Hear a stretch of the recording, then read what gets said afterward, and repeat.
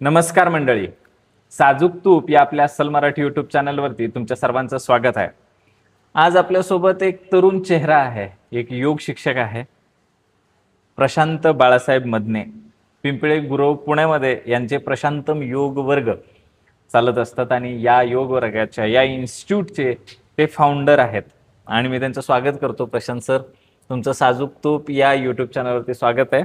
आणि आमच्याकडून तुम्हाला एक छोटीशी भेट आहे. याच्यामध्ये अरोमा तत्वाचं पोमोग्रेनेट म्हणजे डाळिंब आणि अरोमा तत्वाचं हनी सँडलवूड हे 2 सोप्स आहेत. अँटी एजिंगसाठी खूप महत्त्वाचा असलेला हा डाळिंबापासून तयार झालेला, सांगोल्याच्या अस्सल आजनाच्या डाळिंबापासून तयार झालेला हा साबण आहे. तर तुमचं स्वागत आहे. आणि हे गिफ्ट म्हणून आम्ही प्रत्येक प्रमुख पाहुण्यांना देत असतो. तर प्रशांत सर, काय ओळख करून द्याल तुम्ही स्वतःची आमच्या प्रेक्षकांना? नमस्कार, माझं नाव प्रशांत मदने, मी योग शिक्षक आहे. माझं योगामध्ये मास्टर झालेलं आहे आणि कैवल्यधाम योगा इन्स्टिट्यूट लोणावळा इथं माझा post graduate diploma in yogic science झालेला आहे. मी पाठीमागच्या 7 वर्षापासून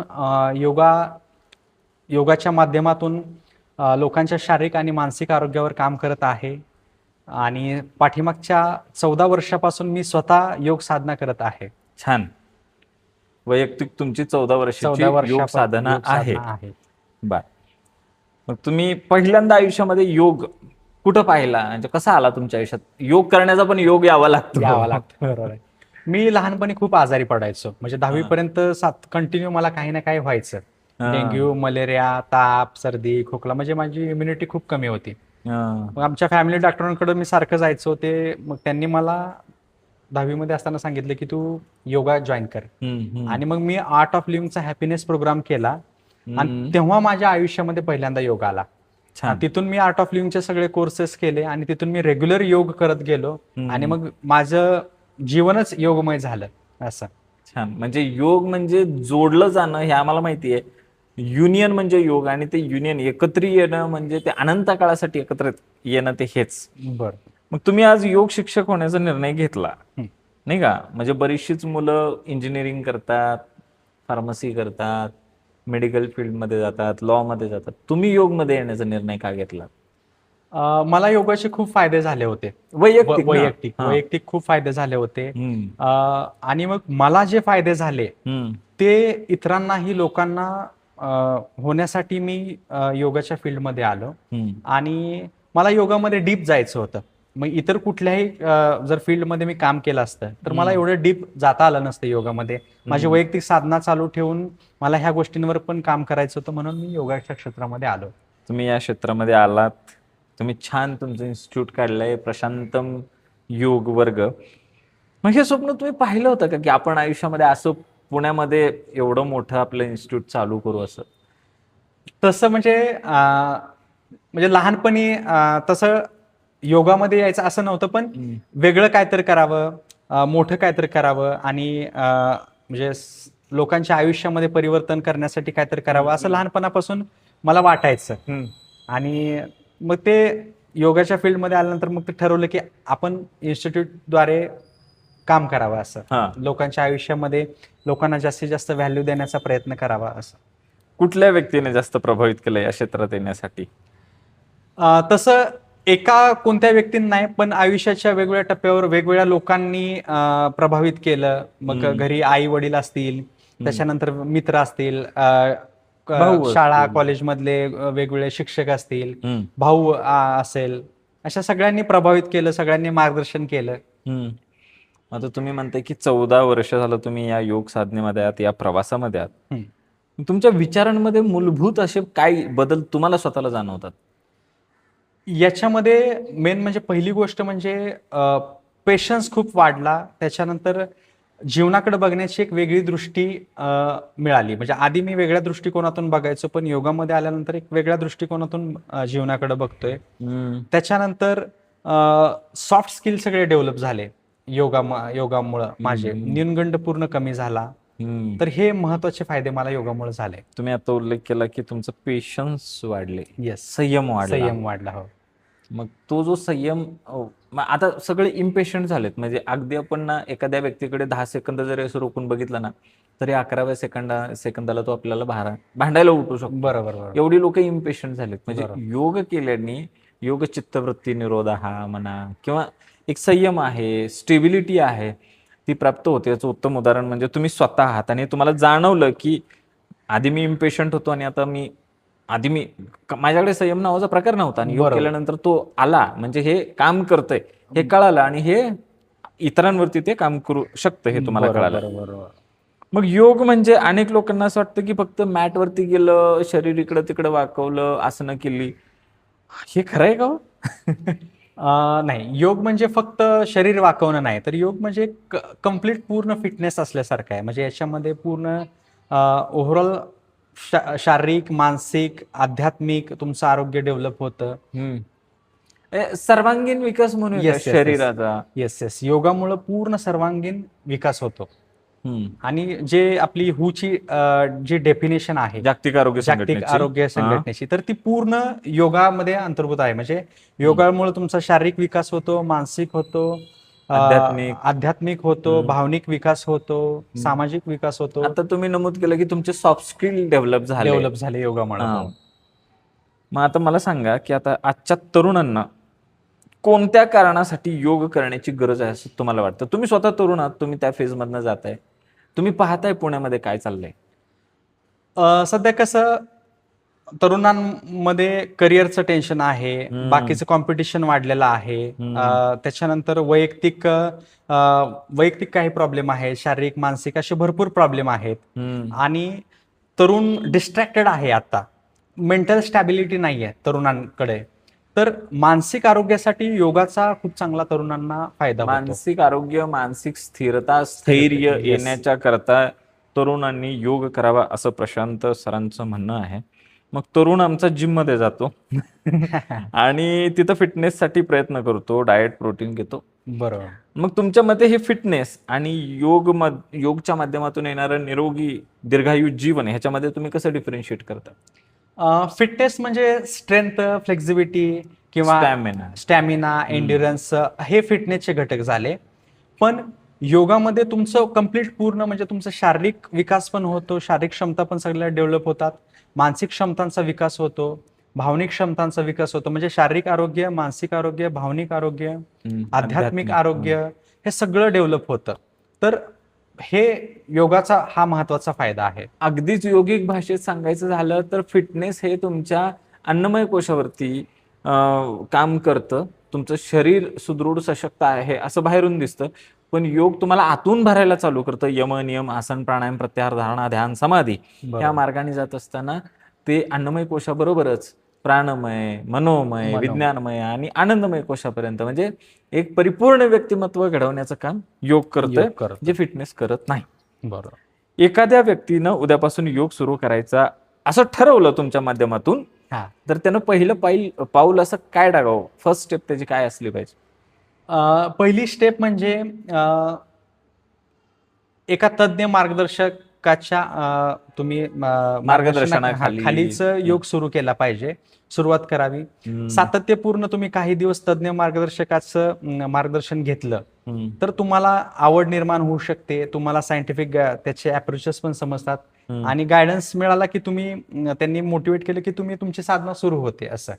आणि मग एकदा तुम्ही महत्वाची आसनं, काही प्राणायाम, काही ध्यानाचे प्रकार हे बेसिक शिकून घेतलं की मग तुमची साधना सुरू होते. मग त्यानंतर तुम्ही घरी देखील करू शकता, अर्धा तास, पाऊण तास रोज करू शकता. Yes sir. काही तुमच्या जीवन प्रवासाशी म्हणजे निगडीत असलेले प्रश्न आहेत की तुमच्या आयुष्यामध्ये असलेला सगळ्यात कठीण काळ कोणता होता? सगळ्यात कठीण म्हणजे आता पाठीमागचाच साधारणतः 1 वर्षभरापूर्वीचा काळ होता की म्हणजे स्टुडिओ सुरू केलं होतं, मग टीचिंग, परत बाकीच्या सगळ्या गोष्टी म्हणजे मॅनेजमेंट असेल, स्वतःची साधना असेल, वैयक्तिक बाकीचं स्टडी करणं वगैरे, हा कठीण काळ होता. म्हणजे ऍट अ टाइम एकाच वेळी खूप गोष्टी मी करत होतो. मग त्यावेळेस ते थोडंसं थकवणारं होतं, पण योगामुळेच ह्यातून म्हणजे हे ऊर्जा मिळत राहिली. योगामुळेच ही सगळं करण्याची ऊर्जा मिळाली. नाही खरंय, असं स्टुडिओ ओपन करणं, त्याचं त्याच्यासाठी लागणाऱ्या सगळ्या घटक, त्यासाठी लागणाऱ्या गोष्टी हे स्क्रॅच पासून तुम्ही चालू केले, बरोबर? हो हो अगदी कुणाची हेल्प नसताना तुम्ही ते कोणाची नसते. स्वतःच्या पायावरती, स्वतःच्या हिमतीवरती तुम्ही उभा करत असताना ऑब्वियस आहे की तुम्ही थकणार शारीरिक मानसिक दृष्ट्या, पण तुम्ही जसं म्हणता की योगच तुम्हाला त्या ठिकाणी ऊर्जा देत होता, बळ देत होता. छान. असा कोणता क्षण होता की तुम्हाला असं वाटलं की आता हे माझ्याकडून होणार नाही आणि ते योगाकडून झालं? त्याच्यामध्ये एक खूप किस्सा म्हणजे छान आहे की कैवलधामला असताना मी ऍडमिशन घेतलं होतं कैवलधामला 2019ला, आणि तिथं पाऊस खूप पडायचा, म्हणजे 24 तास. भयंकर हा, पाऊस आहे तिथं, हो. 24 तास पाऊस. आणि मग तिथं तिथं मी म्हणजे गावाकडे राहण्याची सवय, आणि तिथं मग ते कंटिन्यू पाऊस, ते वातावरण, मग मला त्या 2-3 महिन्यामध्ये खूप एक्झॉस्टेड झाल्यासारखं वाटायचं. पण केवळ तिथं योगा करायला मिळायचा, त्याच्यामुळं मी तिथं त्या प्रसंग तो मी निभावून म्हणजे गेलो. ऋतुमानानुसार तिथल्या त्या वातावरणामध्ये तुम्हाला असं वाटलं की आता नाही आपल्याच्यानी होत इथे तर राहणं. पण योग शिकायचा आहे किंवा योगाशी सातत्यपूर्ण टिकून राहण्यासाठी तुम्ही ते सगळं केलं. तिथं 4 महिने पाऊस असतो, चांगली मला जाणीव आहे लोणावळ्यामध्ये. बर, मग त्या परिस्थितीतून तुम्ही स्वतःला बाहेर काढलं, बरोबर, केवळ आणि केवळ योगामुळे. मग तुमच्या आयुष्यात एखादं असं अपयश आलं की जे तुम्हाला ते अपयश आज वरदान वाटतंय? तसं म्हणजे कसं, अपयश आपल्याला नेहमी शिकवत असतं. हा, म्हणजे कुठलंही अपयश आलेलं तर ते त्याच्यातून आपण चांगल्याच गोष्टी घेतल्या पाहिजेत. कदाचित म्हणजे माझी लहानपणी आरोग्य चांगलं नव्हतं, ते थोडंसं म्हणजे हे होतं, पण त्याच्यामुळेच मी योगामध्ये आलो, तर हे माझ्यासाठी वरदान असल्यासारखं आहे. हा, म्हणजे आधी माझी आरोग्य चांगलं नव्हतं, त्याच्यामुळं योगामध्ये म्हणजे योगा मी सुरुवात केला, आणि आता एवढं चांगलं काम करण्याची संधी मिळते, तर ते एक वरदान असल्यासारखं आहे. म्हणजे बघा की जी काही इम्युनिटी होती ती तत्कालीन असं वाटलं असेल तुम्हाला तुमच्या घरच्यांना की अरे हे काय सारखं सारखं आजारी पडतंय, पण आज त्याच्यामुळेच त्या फॅमिली डॉक्टरच्या एका सल्ल्यामुळे तुम्ही आज इथंपर्यंत आलेला आहे. ते खरंच एक वरदान आहे बरं का. तो व्यक्ती सुद्धा खूप महत्वाचा आहे ज्याने तुम्हाला या ठिकाणी आणलेला आहे. लोकांनी तुमच्या एखाद्या निर्णयावरती प्रश्नचिन्ह उपस्थित केलं होतं का? हो, नक्की. म्हणजे योग क्षेत्रामध्ये येण्यापूर्वी, म्हणजे आल्यानंतर येण्यापूर्वी, म्हणजे मित्र पण म्हणायचे किंवा इतर सगळे म्हणायचे की म्हणजे काय आहे योगामध्ये, तू त्याच्यातून पैसे मिळतात का वगैरे असे म्हणायचे. पण म्हणजे मला माझ्या स्वप्नांवर विश्वास होता की मी योगाद्वारे किती म्हणजे चांगलं काम करू शकतो, आणि माझं पॅशन फॉलो करू शकतो. तर म्हणून मी योगामध्ये आलो, आणि तेव्हा लोकांनी म्हणजे प्रश्न निर्माण केले होते.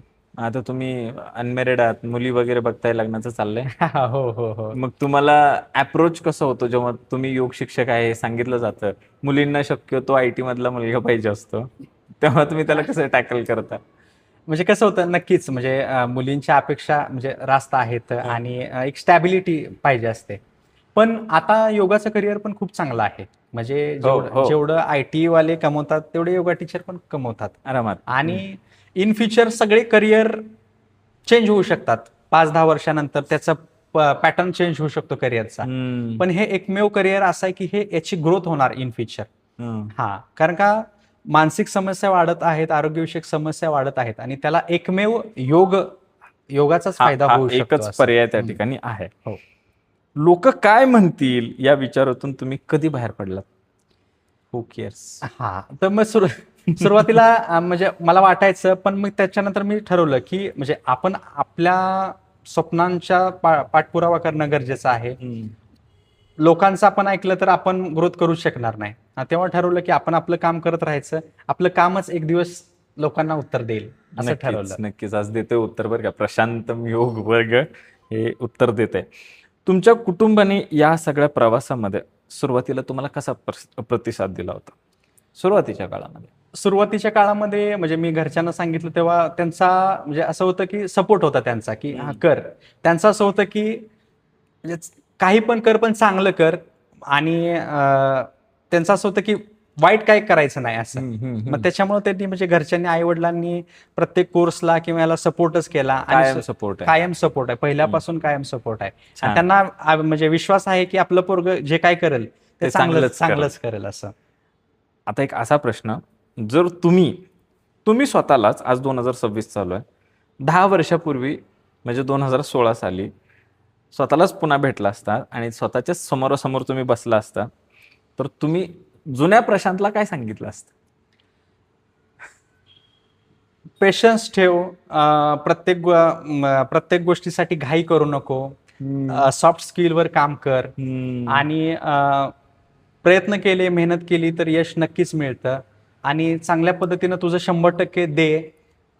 कुठल्याही गोष्टीसाठी घाईगडबड करू नको असं सांगितलं सर, तुम्ही असतं. सातत्याने सॉफ्ट स्किलचा उल्लेख करता. योगमधून तुम्हाला नेमके कुठले सॉफ्ट स्किल डेव्हलप झाले असं वाटतंय? म्हणजे मला आधी बोलण्याचा खूप न्यूनगंड होता. हम्म. हा, म्हणजे बोलण्याचा न्यूनगंड होता. त्याच्यानंतर कम्युनिकेशन म्हणजे संवाद कौशल्य, म्हणजे इतरांबद्दल संवाद कौशल्य एवढं नव्हतं माझं असं. हम्म. तर ते डेव्हलप झालं. स्टेज डेअरिंग आलं. त्याच्यानंतर खूप अशा गोष्टी मला कळाल्या की म्हणजे जीवन कसं असतं, काय असतं. तर ह्या सगळ्या गोष्टींचा विकास झाला योगमुळे ते जे योगामुळे. सॉफ्ट स्किल आले, म्हणजे बरोबर आहे ना, तुम्ही एखाद्या योग वर्गाला लीड करत असाल बरोबर.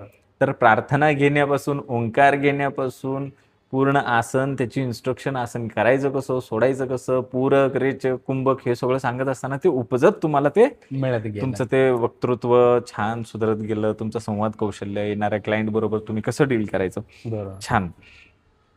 तरुणांसाठी आज तरुण, जसं तुम्ही आधीच उल्लेख केलेला, डिस्ट्रॅक्टेड आहे. मग तुमच्या मते त्या तरुणाने स्वतःवरती लक्ष केंद्रित करण्यासाठी काय करावं? तरुणांनी स्वतःवर लक्ष केंद्रित करण्यासाठी पहिलं म्हणजे काही ना काही व्यायाम किंवा योग केलाच पाहिजे. ट्रेक करावं का? हा, ट्रेक केलं पाहिजे, एखादा खेळ खेळला पाहिजे. म्हणजे ऍक्टिव्ह ठेवलं पाहिजे तरुणांनी आणि लाईफस्टाईलवर काम केलं पाहिजे. हा, म्हणजे झोप असेल किंवा आपली जेवणाचे टायमिंग असेल, तर ह्या गोष्टी फॉलो केल्या तर 100% तरुणांना खूप चांगला त्याचा फायदा होऊ शकतो. ह्याला योगिक भाषेत आपण ऋतुचर्या, दिनचर्या म्हणूया का? येस, दिनचर्या. दिनचर्या. म्हणजे काय झालं माहितीये का, मी ज्या सोसायटीमध्ये राहतो तिथं रात्री 2 वाजता फूड डिलिव्हरी बॉय येतो. बरोबर. एक दिवशी मी लिफ्ट मधून चाललो, तो म्हटलं, का रे बाबा एवढ्या रात्री आमच्या सोसायटीत येतो? तो म्हणे, काय तुमच्या सोसायटीमध्ये फूड डिलिव्हरीची ऑर्डर आहे? आणि ते सगळे जेनझी वाले होते. Gen Z वाले. तर ते म्हणजे पूर्ण कोलॅप्स झालंय यांची ऋतुचर्या, दिनचर्या. म्हणजे दिवसा झोपतायत, रात्री जागतायत, वेळा ह्यांच्या चुकीच्या झालेल्या आहेत. त्याच्यामुळे यांच्यामध्ये खूप मोठ्या प्रमाणावरती प्रॉब्लेम आहे. त्यामुळे तरुणांनी जर स्वतःवरती लक्ष केंद्रित करायचं असेल तर निसर्गाच्या नियमानुसार चालण्याचा चाललं प्रयत्न पाहिजे, करावा. केलं हे पाहिजे. एकदम मूलभूत आहे. मोटिवेशन नाही आणि एखाद्या तरुणाला स्वतःहून काम करायचं आहे, तर तुम्ही त्याला कसं प्रोत्साहन द्याल? त्याच्याकडे कसलंच मोटिवेशन नाही. तर त्याच्यासाठी म्हणजे मी सांगेन की एखादं काहीतरी टार्गेट, ध्येय ठेवलं पाहिजे. म्हणजे स्वामी विवेकानंद म्हणतात की एखादं ध्येय ठेवलं पाहिजे तुम्ही, आणि ते करण्यासाठी ज्या काही गोष्टी असतील तर त्या तुम्ही सगळ्या करण्यासाठी प्रयत्न केला बरोबर. पाहिजे. आणि त्याच्यासाठी योगा तुम्हाला खूप फायदेशीर ठरेल. मग ह्यासाठी डिसिप्लिन आणि मोटिवेशन दोन्ही पाहिजे. दोन्ही डिसिप्लिन महत्वाचं की मोटिवेशन? डिसिप्लिन खूप महत्वाचे. म्हणजे मोटिवेशन कसं तेवढ्यापुरतं येतं, तेवढ्यापुरतं आपण मोटिवेट असतो.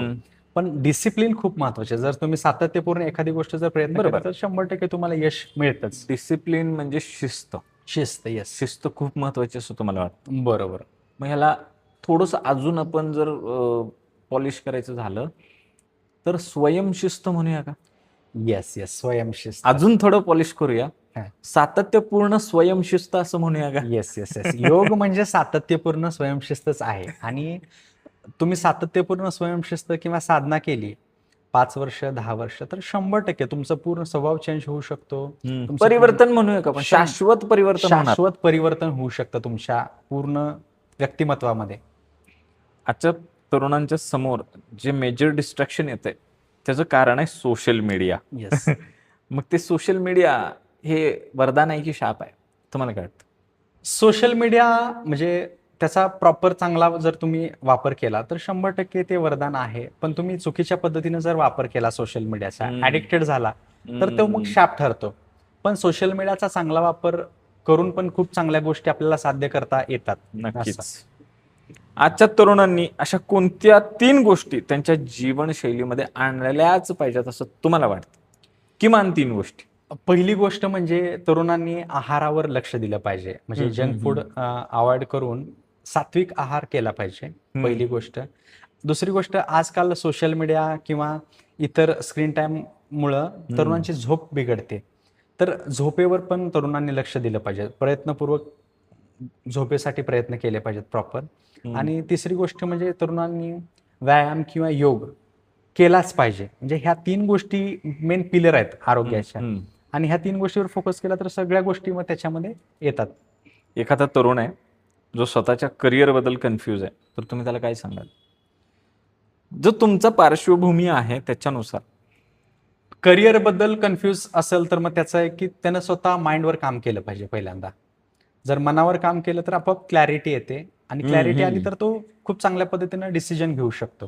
तर ह्याच्यामध्ये परत योग तुमच्या मनावर काम करण्यासाठी, मन स्थिर करण्यासाठी, म्हणजे जे मनाची डिस्ट्रॅक्टेड झालाय आपला फोकस, म्हणजे ऍट अ टाइम आपण 10 गोष्टी करतोय, त्याच्यामुळे कन्फ्युजन आहे. रादर मला असं वाटतं प्रशांत, की आपण ना एकांतामध्ये जेव्हा बसतो, योगमध्ये जेव्हा आपण थोडीशी साधना वगैरे करतो, तेव्हा बऱ्याचशाच गोष्टी सॉल्व्ह होतात. आपल्याला आपला आतला आवाज काहीतरी सांगत असतो हे सुद्धा कळतं आणि त्यातून आपल्याला क्लॅरिटी जी येते ती त्यातूनच येते. बरोबर बरोबर का? बरोबर बरोबर. तुमच्या मते यशाची खरी व्याख्या काय आहे? माझ्या मते यशाची खरी व्याख्या म्हणजे सातत्यपूर्ण प्रयत्न करणं, एखाद्या गोष्टीचा ध्यास घेऊन सातत्यपूर्ण प्रयत्न केलं तर यश मिळतच असं. पैसा, प्रसिद्धी आणि मनशांती या तिन्ही गोष्टी एकत्र करता येतील का? नाही, ह्या तिन्ही गोष्टी एकत्र करता येऊ शकत नाही. पैसा, प्रसिद्धी जर तुम्हाला मिळवायची असेल तर मनशांतीचा त्याग करावा लागेल. आणि फक्त मनशांती मिळवायची असेल तर मग पैसा किंवा प्रसिद्धीचा त्याग करावा लागतो असं. तर हे संतुलन साधणं अवघड आहे, पण आपण शक्य नाही. अशक्य नाही. शक्य होण्यासारखं पण आहे. बरं, मग सर ही सगळी पार्श्वभूमी झाली. जर आम्हाला तुमच्या योग क्लासेसमध्ये यायचं आहे, तर इतरांपेक्षा वेगळं काय आहे? म्हणजे इतरही योग वर्ग आहेत पुण्यामध्ये, तुमच्या योग वर्गामध्ये वेगळं काय आहे?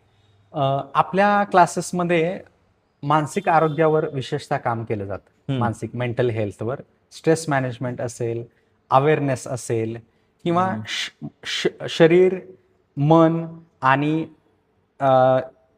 दिनचर्या, लाईफस्टाईल ह्याचा तर याच्यावर चांगल्या पद्धतीने काम केलं जातं. आणि त्याच्यामुळं नाव पण आपण क्लासेसला प्रशांतम दिलेलं आहे, की शांततेच्या दिशेने किंवा शांततेसाठी प्रयत्न करणं. मी तुमच्या क्लासेसचं असं हे करतोय माझ्या स्तरावरती, बघा तुम्हाला पटतंय का? प्रशांतम म्हणजे प्रसन्न आणि शांत जिथं वाटतं ते प्रशांतम. येस. बरोबर बरोबर ना? बरोबर सर. मग तुमच्याकडे येणारे विद्यार्थी असेल आणि येत असतील आधीचे, तर त्याच्यामध्ये तुम्हाला असे मेजर बदल काय दिसले? मोठे बदल सुरुवातीला आले तेव्हा कसा होता आणि आता तो सातत्याने करतोय आणि तुम्हाला मेजर त्याच्यामध्ये चेंजेस दिसायला सुरुवात झाली, असं एखादं उदाहरण? म्हणजे अशी खूप उदाहरणं आहेत. सुरुवातीला येताना कसं होतं की त्यांना खूप गोष्टींबद्दल माहिती नसते. मग आपण क्लासमध्ये त्यांना आरोग्याबद्दल किंवा मानसिक आरोग्याबद्दल, दिनचर्येबद्दल सांगतो. आणि त्यांनी नियमित योगाभ्यास केला तर पहिल्या 8-10 दिवसामध्येच त्यांना झोप चांगली लागायला लागते.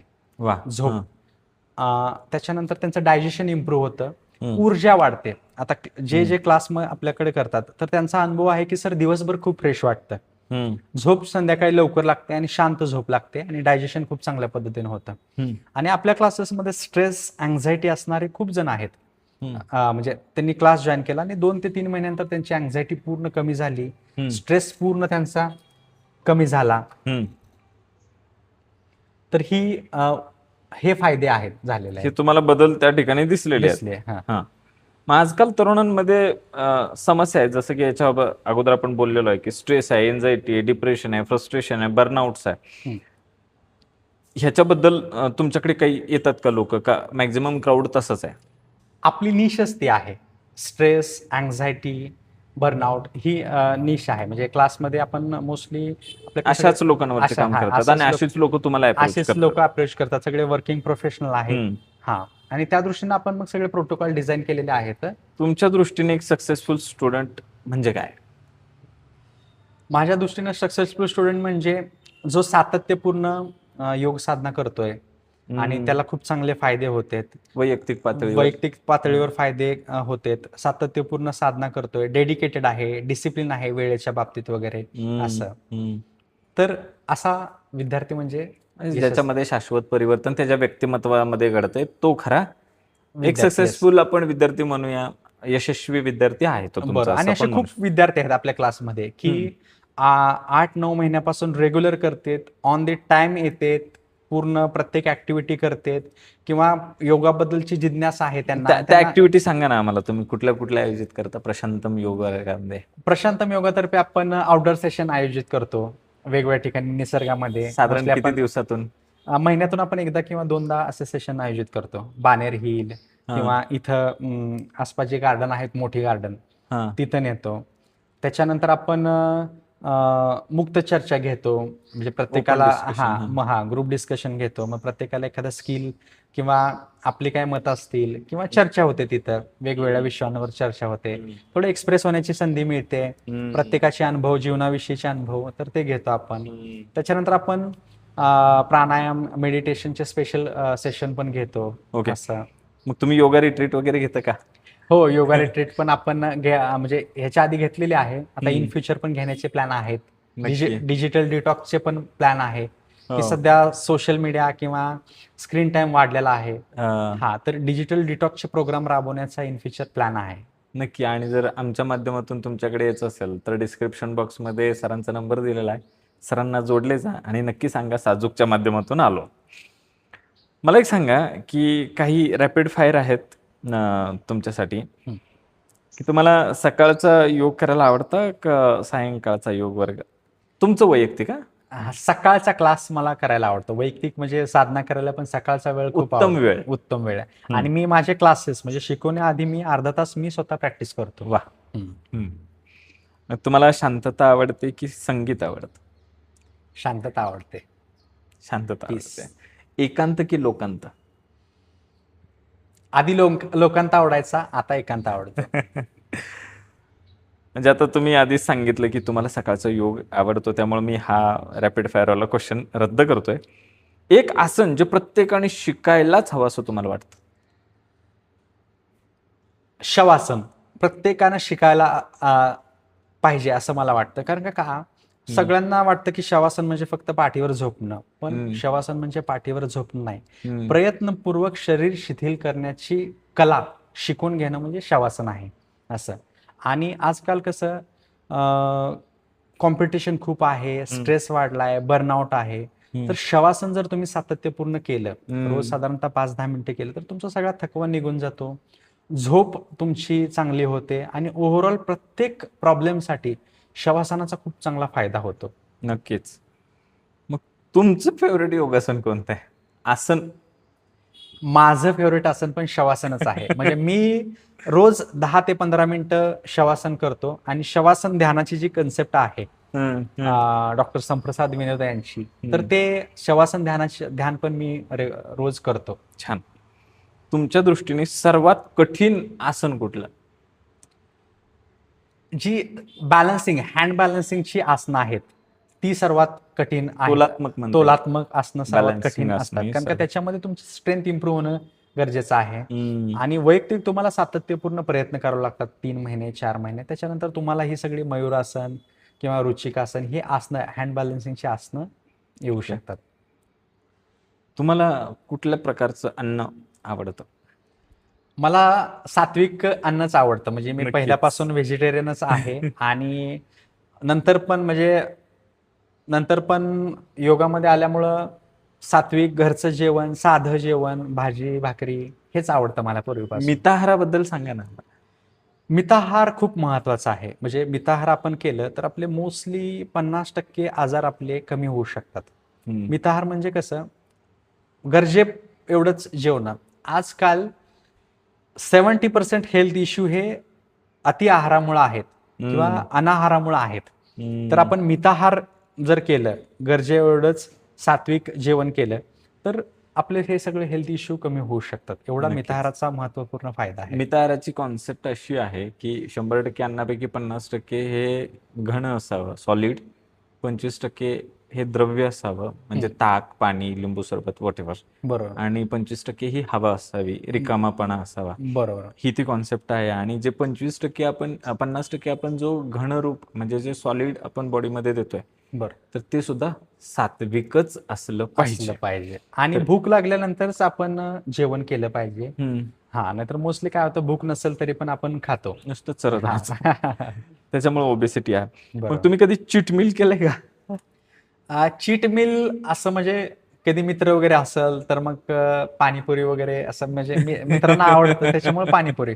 पण इतर बाकी पिझ्झा, बर्गर, चायनीज वगैरे असं मी कधी खात म्हणजे नाही. मित्रांना दुखवायचं नाही म्हणून पाणीपुरी. पाणीपुरी, येस येस, तेवढं मित्रांना चालून जात. तेवढं चालं. तुम्ही फोन शिवाय किती दिवस राहू शकता सर? मी डिजिटल डिटॉक्स बद्दल तुम्ही बोललात. तुम्ही स्वतः किती राहू शकता, किती दिवस? मी 8 विपश्यनेचे 2 10 दिवसांचे कोर्स केलेले आहेत आणि एक 3 दिवसांचा कोर्स केलेला आहे. आणि तिथं फोन वापरता येत नाही विपश्यनेमध्ये. 10 दिवस तुम्हाला फोन जमा करावा लागतो तिथं. तर मी 2 वेळा 10-10 दिवस विदाऊट फोनचा राहिलेला आहे रिसेंट पाठीमागच्या 4-5 वर्षामध्ये. त्याच्यानंतर एकदा 3 दिवस राहिलेला आहे. आणि आता सध्या माझ्याकडे 2 फोन आहेत, म्हणजे स्टुडिओ आणि वैयक्तिक फोन असं. तर फोनचा वापर खूप कमी होतो माझा. प्रयत्नपूर्वक मी कमी फोनचा वापर करण्याची सवय लावलेली आहे असं. छान. मला सांगा, तुम्हाला वैयक्तिक काय आवडतं, इंस्टाग्राम की युट्यूब? वैयक्तिक मला युट्यूब खूप आवडतं. कारण का युट्यूबमध्ये मोठे व्हिडिओ असतात लॉंग टर्म, आणि युट्यूबमधून शिकायला खूप मिळतं. इंस्टाग्राममध्ये कसं अल्गोरिदम सेट केलेलं असतं त्याच्यामध्ये.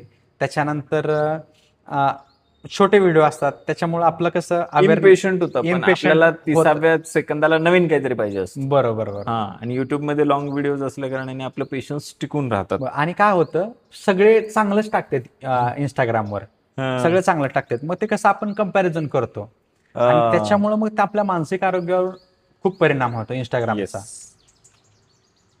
पैसा की शांतता? शांतता खूप महत्वाची आहे. तुमच्या नावातच शांतता आहे सर. शांतता खूप महत्वाचं आहे, पण पैसा पण पाहिजे. पण आपण शांततेला प्राधान्य देऊन पैसा कमवण्यासाठी प्रयत्न केला पाहिजे, असं माझं वैयक्तिक मत आहे. फिटनेस की फ्लेक्झिबिलिटी? फिटनेस खूप महत्वाचा आहे. फ्लेक्झिबिलिटी हे फिटनेसमधील एक अंग आहे. फिटनेसमध्ये सगळं येतं, स्ट्रेंथ येते, फ्लेक्झिबिलिटी येते, स्टॅमिना येतो. असा एक प्रश्न ज्याचं उत्तर आम्हाला माहिती आहे तरी आम्ही विचारणार आहोत, जिम की योगा? ऍक्च्युली दोन्हीचे फायदे आहेत. आता जिमवाले योगाला नावं ठेवतात, योगावाले जिमला नावं ठेवतात, पण तसं नाही. जिमचे फायदे वेगळे आहेत, योगाचे फायदे वेगळे आहेत. हो. जिम फिजिक्ससाठी, तुमची स्ट्रेंथ वाढण्यासाठी किंवा तुमचा स्टॅमिना वाढण्यासाठी जिम चांगली आहे आणि तरुणांनी जिम केली पाहिजे. पण जिम करत असताना पण तुम्ही योगा करणं गरजेचं आहे असं, म्हणजे एक संतुलित असावं. योगाचे फायदे वेगळे आहेत. मेंटल हेल्थसाठी योगा चांगला आहे, अवेअरनेस वाढण्यासाठी चांगला आहे, तुमचं ब्रिदिंग प्रॉपर होण्यासाठी. माझं एक ऑब्झर्वेशन आहे सर, प्रत्येक जिम मध्ये योगा असतो, पण बरोबर. प्रत्येक योगामध्ये जिम नसते. बरोबर. पण आपण आपल्या क्लासमध्ये हे केलेलं आहे की आपण, माझा जिम ट्रेनरचा पण कोर्स झालेला आहे, तर आपण आठवड्यामधून 1 किंवा 2 दिवस स्ट्रेंथ वाढवण्यासाठी स्ट्रेंथ ट्रेनिंगचे पण काही एक्सरसाइज घेतो असं. म्हणजे पूर्ण फिटनेस, आपलं निश मेंटल हेल्थ किंवा स्ट्रेस मॅनेजमेंट हे आहे, जनरल फिटनेस. पण ओव्हरऑल सगळ्या दृष्टीनं फिट असला पाहिजे, ह्या दृष्टिकोनातून आपण 1 दिवस घेतो असं. नक्कीच. अशी एक सवय जी प्रत्येक तरुणाने स्वतःला लावून घेतली पाहिजे? अशी एक सवय म्हणजे व्यायामाची किंवा योगाची सवय. कारण का याच्यामुळं तुमच्या सगळ्या क्षमतांचा विकास होतो. फिजिकल असेल, मेंटल असेल, इमोशनल असेल. त्यामुळं तुम्ही एक सवय निश्चितच लावून घेतली पाहिजे. स्वामी विवेकानंद पण म्हणायचे की व्यायाम करणं खूप गरजेचं आहे असं. अशी एक सवय जी प्रत्येक तरुणानं सोडली पाहिजे? पहिली गोष्ट म्हणजे तरुणांनी सोशल मीडियाचा वापर कमी केला पाहिजे. आजकाल सोशल मीडियाचा भयंकर वापर वाढलेला आहे. प्रत्येकाचे साधारणतः 5 ते 6 तास स्क्रीन टाइम होतो. आपण ऍडिक्टेड झालेलो आहोत सोशल मीडिया जर आपण कमी केलं आणि तोच वेळ जर प्रोडक्टिव्ह वाचन असेल किंवा इतर गोष्टींवर लावला, एखादं स्किल शिकण्यासाठी वगैरे, डेडिकेटेड स्किल शिकण्यासाठी, नक्कीच तुम्हाला त्याचा खूप चांगला फायदा होऊ शकतो. नक्कीच. तुमचं मॉर्निंग रुटीन एका वाक्यात कसं सांगाल तुम्ही? साधना. सकाळी मी पहिल्यांदा माझी साधना करतो अर्धा तासाची, आणि त्याच्यानंतर माझे क्लासेस होतात. आणि क्लासेसमध्ये पण काही आसनं मी करतो. पण सकाळी माझं मेडिटेशन आणि प्राणायाम सकाळी होतं वैयक्तिक. हा. तुमच्या आयुष्यातील एक रोल मॉडेल सांगा. मला शिवाजी महाराज लहानपणापासून खूप आवडतात आणि मी शिवाजी महाराजांची भूमिका पण केलेली आहे. मी राजाराम कॉलेजमध्ये असताना शिवाजी महाराजांची भूमिका केली आणि तिथे राजाराम कॉलेजमध्ये दुधाने शिवाजी महाराजांच्या भूमिकेमध्ये राज्याभिषेक झाला. दुधाने दुधाने राज्याभिषेक झाला आणि राजाराम कॉलेज हे ऐतिहासिक खूप जुनं कॉलेज आहे. आणि शिवाजी महाराजांच्या म्हणजे आदर्श असल्यामुळं मला आयुष्यामध्ये एक प्रेरणा मिळाली की वेगळं काय तर आणि प्रोडक्टिव्ह काय तर करावं यासाठी. सार्थक झाल्यासारखं वाटलं आयुष्य. तर त्या भूमिकेमुळे तिथं जेव्हा दुधाने राज्याभिषेक झाला तेव्हा आयुष्य सार्थक झाल्यासारखं वाटलं मला. मला एक सांगा, छत्रपती शिवाजी महाराजांना आपण श्रीमंत योगी म्हणतो. तुम्ही त्या योगी ह्या शब्दाकडे कसं पाहता? तुमचा योग वर्ग, महाराजांना योगी काय वाटतं? शिवाजी महाराजांचं म्हणजे योग कर्मसु कौशलम म्हणतो आपण. म्हणजे शिवाजी महाराजांचं कामच असं होतं की म्हणजे हजारो वर्षांचं पारतंत्र्य किंवा हे सगळं घालवलं आणि स्वराज्य निर्माण केलं. तर शिवाजी महाराजांनी रयतेसाठी प्रयत्न केले. आपलं जे काम म्हणजे शिवाजी महाराजांना मी थोडं कर्मयोगाच्या दृष्टीनं म्हणेन की श्रीमंत योगी. त्यांनी कर्मयोग खूप चांगल्या पद्धतीनं केला असं. श्रीमंत योगी खऱ्या अर्थाने योगी छत्रपती शिवाजी महाराज. बघा ना, योग्याची सगळ्यात मोठी भूमिका असते ती वैराग्याची. म्हणजे एवढे सगळे गड किल्ले असताना एकाही किल्ल्याला स्वतःचं नाव नाही किंवा कुटुंबातल्या एकाच व्यक्तीचं नाव त्या ठिकाणी नाही आहे. किती मोठं वैराग्य त्यांच्याकडे. बरोबर. आणि हे स्वराज्य व्हावं ही श्रींची इच्छा. बरोबर. असं म्हणून त्यांनी ते कर्म केलं आणि आज कित्येक म्हणजे 350 वर्षानंतर सुद्धा छत्रपती शिवाजी महाराज हे प्रत्येकाच्या हृदयामध्ये राज्य करत आहेत. आणि योग्याच्या अंगी जेवढे गुण लागतात सर्व शिवाजी महाराजांच्या अंगी आहेत. नक्कीच श्रीमंत योगी. तुमच्या मध्ये असलेली सगळ्यात मोठी भीती कोणती होती? म्हणजे मला सुरुवातीला बोलण्याची खूप भीती होती. स्टेज डेअरिंगची भीती होती. लोकांमध्ये मिसळायची भीती होती. असं इंटरॅक्ट जास्त होत नव्हतं. पण योगामध्ये आल्यामुळे मग ते सगळं भीती निघून गेली. मग तुम्ही विशुद्धी चक्र कसं जागृत केलं? रेग्युलर साधनेमुळं, रेग्युलर आसन, प्राणायाम, ध्यान. छान. जर तुम्हाला पुन्हा एकदा आयुष्य जगायला मिळालं तर तुम्ही त्यामध्ये मुख्यत्वे काय बदल कराल? तसं म्हणजे असं विशेष बदल नाही काय करणार, पण साधनेला मी म्हणजे जास्तीत जास्त वेळ प्राधान्य देईन. म्हणजे जो मागच्या आपल्या तारुण्य काळामध्ये जो काही वेळ वाया गेला बरोबर साधनेमध्ये, मगाशी मी तुम्हाला प्रश्न विचारला होता की 10 वर्षापूर्वीचा जर प्रशांत भेटला असता बरोबर तर तुम्ही त्याला काय सांगितलं असतं? तर जे काही आपण तारुण्य काळामध्ये थोडं डिस्ट्रॅक्टेड होतो या त्या कारणामुळे, तिथं आपल्याला असं वाटतं की यार त्या काळामध्ये आपण तो वेळ सत्कार्य लावायला पाहिजे होता, सत्कारणी लावायला पाहिजे होता. मला एक सांगा, तुमच्या फोनमध्ये वापरलं जाणारं सगळ्यात जास्त वापरलं जाणारं ऍप कोणतं आहे? सगळ्यात जास्त वापरलं जाणारं ऍप युट्यूब आहे. कारण ह्या युट्यूबवर मी कंटिन्यू पॉडकास्ट बघतो, वेगवेगळे व्हिडिओज बघतो आणि त्याच्यामधून वेगवेगळ्या विषयांची माहिती मिळते. त्यामुळे युट्यूबचा वापर जास्त होतो. अशी एक व्यक्ती जिच्यासोबत तुम्हाला तुमच्या स्वप्नातलं पॉडकास्ट करायचंय? मला नरेंद्र मोदी पण खूप आवडतात. वैयक्तिक राजकारणाचा भाग थोडा वेगळा आहे, पण नरेंद्र मोदी मला खूप आवडतात आणि माझी इच्छा आहे की नरेंद्र मोदींसोबत पॉडकास्ट करावा असे. छान. तुम्हाला काय वाटतं, लोकांनी तुम्हाला कशासाठी लक्षात ठेवावं? लोकांनी मला एक योगाच्या माध्यमातून चांगलं काम केलेलं आहे आणि समाजामध्ये परिवर्तन केलेलं आहे, ह्या दृष्टीनं लक्षात ठेवावं असं मला वाटतं. छान. एका शब्दात सांगा, योग म्हणजे काय? योग म्हणजे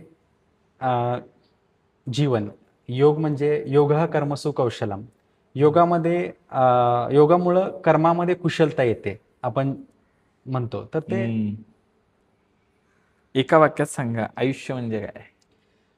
आयुष्य म्हणजे संघर्ष. आपण संघर्ष सातत्यपूर्ण जर करत गेलो तर 100% आपल्याला यश मिळतं आणि संघर्षामध्येच खरी मजा आहे. बऱ्याच लोकांचं असं होतं की काय हे स्ट्रगल आहे म्हणून त्याची तक्रार करतात, आणि काही लोक असे आहेत की ते संघर्षाला सुद्धा एन्जॉय करतात. तो बरोबर, आनंद घेता आला पाहिजे आला पाहिजे. असं मला वाटतं, कारण तो आपण टाळू नाही शकत. तो संघर्ष बरोबर, त्याच्याशी आपण डील केलं पाहिजे Deal आणि केलं. चांगल्या पद्धतीने केलं पाहिजे. आणि मला वाटतं ही कला आहे, कला आहे. जे तुम्ही मगाशी उल्लेख केलात ना, आर्ट ऑफ लिव्हिंग, ही जगण्याची कला आहे. बरोबर, आणि योग हे पण तेच आहे.